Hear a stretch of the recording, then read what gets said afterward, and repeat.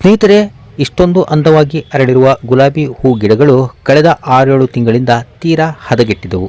ಅದರ ಚಿತ್ರೀಕರಣವನ್ನು ನೋಡ್ತಾ ಇದ್ದೀರಿ. ಎಲೆಗಳೆಲ್ಲ ಕೀಟಗಳಿಂದ ಬಾಧಿತವಾಗಿ ಅನಾರೋಗ್ಯದ ಸ್ಥಿತಿ ತಲುಪಿದ್ದವು.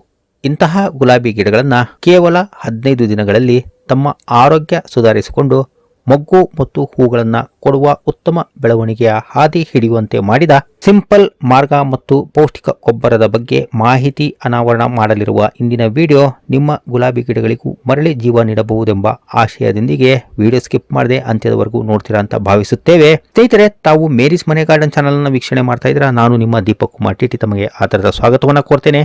ಇನ್ನು ಯಾರೆಲ್ಲ ಹೊಸ ವೀಕ್ಷಕ ಸ್ನೇಹಿತರು ಚಾನಲ್ ಅನ್ನು ಸಬ್ಸ್ಕ್ರೈಬ್ ಮಾಡ್ಕೊಂಡಿಲ್ಲ, ತಕ್ಷಣ ಸಬ್ಸ್ಕ್ರೈಬ್ ಮಾಡಿಕೊಂಡು ವಿಡಿಯೋ ಯಾವ ರೀತಿ ಮೂಡ್ ಬರ್ತಾ ಇದೆ ಅಂತೇಳಿ ಕಮೆಂಟ್ ಮಾಡೋದ್ರ ಜೊತೆಗೆ ಈ ವಿಡಿಯೋ ಇಷ್ಟವಾದ್ರೆ ತಮ್ಮ ಫ್ರೆಂಡ್ಸ್ ಮತ್ತೆ ರಿಲೇಟಿವ್ಸ್ ಗಳಿಗೂ ಶೇರ್ ಮಾಡ್ತೀರಾ ಅಂತ ನಂಬ್ತಾ ಬನ್ನಿ ಇಂದಿನ ವಿಡಿಯೋ ಆರಂಭಿಸೋಣ. ಸ್ನೇಹಿತರೆ, ಹೂವಿನ ಗಿಡಗಳು ಅಂದ್ರೆ ರೋಗಗಳು ಬಾರದಂತೆ ಇರಲು ಸಾಧ್ಯವಿಲ್ಲ. ಕೆಲ ರೋಗಗಳಿಗೆ ಮಣ್ಣಿನಿಂದ ಬೇರಿನ ಮೂಲಕ ಉಂಟಾಗಬಹುದಾದ ಪ್ಯಾಥೋಜನ್ ಕಾರಣವಾದರೆ, ಇನ್ನೂ ಕೆಲ ರೋಗಗಳನ್ನ ಫಂಗಸ್ ಮತ್ತು ಬ್ಯಾಕ್ಟೀರಿಯಾಗಳು ಹರಡುವಂತಹುದಾದ್ರೆ ಕ್ರಿಮಿಕೀಟಗಳಿಂದ ಎಲೆ ಹೂಗಳಿಗೆ ಬಾಹ್ಯವಾಗಿ ದಾಳಿ ಉಂಟಾಗುವುದುಂಟು. ಇಂದಿನ ವಿಡಿಯೋದಲ್ಲಿ ಗುಲಾಬಿ ಗಿಡಗಳಿಗೆ ದಾಳಿ ಮಾಡಿರುವ ಕೀಟಗಳಿಂದ ಉಂಟಾದ ಹಾನಿಯ ವಿವರವನ್ನ ಚಿತ್ರೀಕರಣದ ದೃಶ್ಯಾವಳಿಗಳಲ್ಲಿ ಗಮನಿಸುತ್ತಿದ್ದೀರಿ.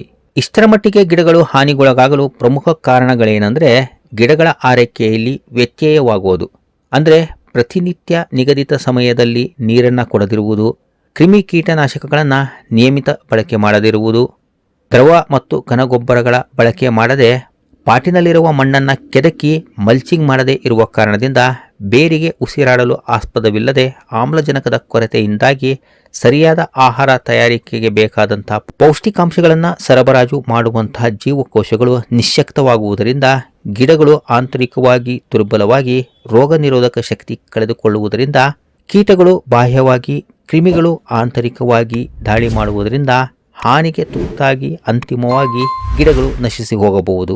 ಸ್ನೇಹಿತರೆ, ಅತ್ಯಾಸಕ್ತಿಯಿಂದ ಸಾಕಿದ ಗಿಡಗಳು ಆರೈಕೆಯ ಕೊರತೆಯಿಂದಾಗಿ ಅಧೋಗತಿ ತಲುಪುವ ಮುನ್ನ ಇಂದು ಗುಲಾಬಿ ಗಿಡಗಳನ್ನ ಮತ್ತೆ ಮರಳಿ ಜೀವ ತುಂಬುವ ಕಾಯಕ ಕೈಗೊಳ್ಳುತ್ತಿರುವ ಉದ್ದೇಶವೇನೆಂದರೆ, ಚಳಿಗಾಲದ ತಂಪಾದ ಇಬ್ಬನಿ ತುಂಬಿದ ಋತು ಬಯಸುವ ಗುಲಾಬಿ ಗಿಡಗಳು ಚಳಿಗಾಲದ ಆರಂಭದಿಂದ ಸಾಕಷ್ಟು ಹೂಗಳನ್ನು ನೀಡಲು ಆರಂಭಿಸುವುದರೊಂದಿಗೆ ಕೆಂಪು ಮಿಶ್ರಿತ ತಿಳಿ ಹಸಿರು ಬಣ್ಣದಿಂದ ಕೂಡಿದ ಹೊಸ ಚಿಗುರುಗಳು ಹೊರಹೊಮ್ಮುತ್ತಿರುತ್ತವಾದ್ದರಿಂದ ಮೊದಲಿಗೆ ಹಾನಿಗೆ ಒಳಗಾಗಿರುವಂತಹ ಗಿಡದ ಕಾಂಡಗಳನ್ನು ಸೂಕ್ಷ್ಮವಾಗಿ ಪರಿಶೀಲಿಸಿ ಒಣಗಿರುವ ಮತ್ತು ರೋಗಗ್ರಸ್ತ ಕಾಂಡಗಳನ್ನು ಕೀಟಗಳ ದಾಳಿಗೆ ತುತ್ತಾದ ಎಲ್ಲಾ ಎಲೆಗಳನ್ನು ತೆಗೆಯುವುದರೊಂದಿಗೆ ಹಾರ್ಡ್ ಪ್ರೂನಿಂಗ್ ಮಾಡುವುದರಿಂದ ಗಿಡದಿಂದ ಹೊಸ ಚಿಗುರು ಮತ್ತು ಎಲೆಗಳ ಉತ್ಪತ್ತಿಯನ್ನ ಉತ್ತೇಜಿಸಿದಂತಾಗುವುದಲ್ಲದೆ, ಹಾರ್ಡ್ ಪ್ರೂನಿಂಗ್ ಮಾಡುವ ಮುನ್ನ ಕಟಿಂಗ್ ಮಾಡಲು ಬಳಸುವಂತಹ ಕಟ್ಟರ್ ಅನ್ನ ಹೈಡ್ರೋಜನ್ ಪೆರಾಕ್ಸೈಡ್ ಅಥವಾ ಸೋಪ್ ಜೆಲ್ನಿಂದ ಶುದ್ಧಗೊಳಿಸಿಕೊಂಡು ಗಿಡಗಳ ಕಾಂಡವನ್ನು ಚಿತ್ರೀಕರಣದಲ್ಲಿ ತೋರಿಸಲಾದಂತೆ ಅವಶ್ಯಕವಾದ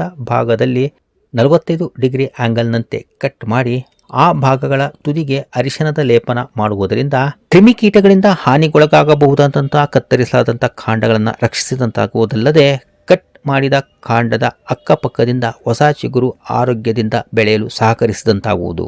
ಸ್ನೇಹಿತರೆ, ಕೇವಲ ಗುಲಾಬಿ ಕಾಂಡಗಳನ್ನು ಕತ್ತರಿಸುವುದರಿಂದಷ್ಟೇ ಹೊಸ ಚಿಗುರುಗಳು ಸಿಗುರುವುದಿಲ್ಲ.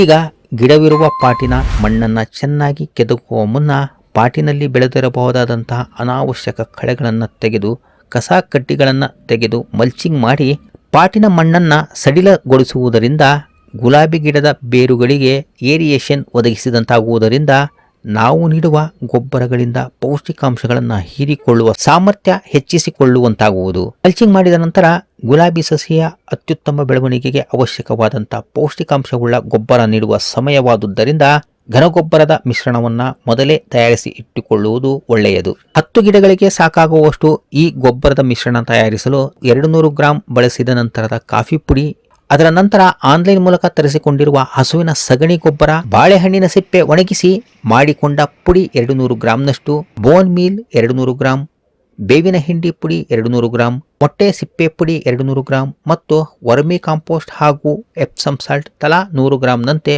ಬಳಸಿಕೊಂಡು ಮಿಶ್ರಣವನ್ನ ಮಲ್ಚಿಂಗ್ ಮಾಡಿದ ಗಿಡದ ಪಾಟಿನಲ್ಲಿ ಗಿಡಗಳ ಬೇರಿನಿಂದ 1 ರಿಂದ 2 ಇಂಚಿನಷ್ಟು ದೂರ 1 ಹಿಡಿಯಷ್ಟು ಸುತ್ತಲೂ ಹರಡಿ ಅದರ ಮೇಲ್ಭಾಗಕ್ಕೆ ಮತ್ತೆ 1 ಇಂಚಿನಷ್ಟು ಮಣ್ಣಿನ ಹಾಸು ಹರಡುವುದರೊಂದಿಗೆ ಪ್ರತಿ 2 ದಿನಗಳಿಗೊಮ್ಮೆ 500 ml ನಷ್ಟು ನೀರು ನಿಯಮಿತವಾಗಿ ಸಂಜೆ ಅಥವಾ ಬೆಳಗಿನ ಸಮಯದಲ್ಲಿ ನೀಡುವುದರೊಂದಿಗೆ ಪ್ರತಿ 7 ದಿನಗಳಿಗೊಮ್ಮೆ 1 ಲೀಟರ್ ನೀರಿಗೆ 5 ml ನಷ್ಟು ಆರ್ಗಾನಿಕ್ ಬಯೋ ಎನ್ಸೈಮ್ ಮಿಶ್ರಣದ ನೀರನ್ನು ಸಂಜೆ 5ರ ನಂತರ ಸ್ಪ್ರೇ ಮಾಡುವುದರಿಂದ ಕೇವಲ 15 ದಿನಗಳಲ್ಲಿ ಚಿತ್ರೀಕರಣದಲ್ಲಿ ನೋಡುತ್ತಿರುವಂತೆ ಗುಲಾಬಿ ಗಿಡಗಳು ಹೊಸ ಚಿಗುರುಗಳೊಂದಿಗೆ ಹೆಚ್ಚೆಚ್ಚು ಗುಲಾಬಿ ಹೂಗಳನ್ನು ನೀಡುವ ಸಾಮರ್ಥ್ಯ ಹೊಂದುತ್ತವೆ. ಸ್ನೇಹಿತರೆ, ಗುಲಾಬಿ ಗಿಡಗಳು ಸದಾಕಾಲ ಆರೋಗ್ಯದಿಂದಿರಲು ಕೆಲ ದ್ರವಗೊಬ್ಬರಗಳ ನಿಯಮಿತ ಬಳಕೆ ಅತ್ಯವಶ್ಯಕವಾಗಿದ್ದು, ಅಂತಹ ದ್ರವಗೊಬ್ಬರಗಳ ತಯಾರಿಕೆ ಬಳಕೆ ಬಗ್ಗೆ ಸವಿವರವಾದ ವಿಡಿಯೋ ನಮ್ಮ ಚಾನಲಿನ ಪ್ಲೇಲಿಸ್ಟ್ನಲ್ಲಿ ಲಭ್ಯವಿದ್ದು, ಆಸಕ್ತ ವೀಕ್ಷಕ ಸ್ನೇಹಿತರ ಅನುಕೂಲಕ್ಕಾಗಿ ಅದರ ಲಿಂಕನ್ನು ಡಿಸ್ಕ್ರಿಪ್ಷನ್ನಲ್ಲಿ ನೀಡಿರುತ್ತೇವೆ.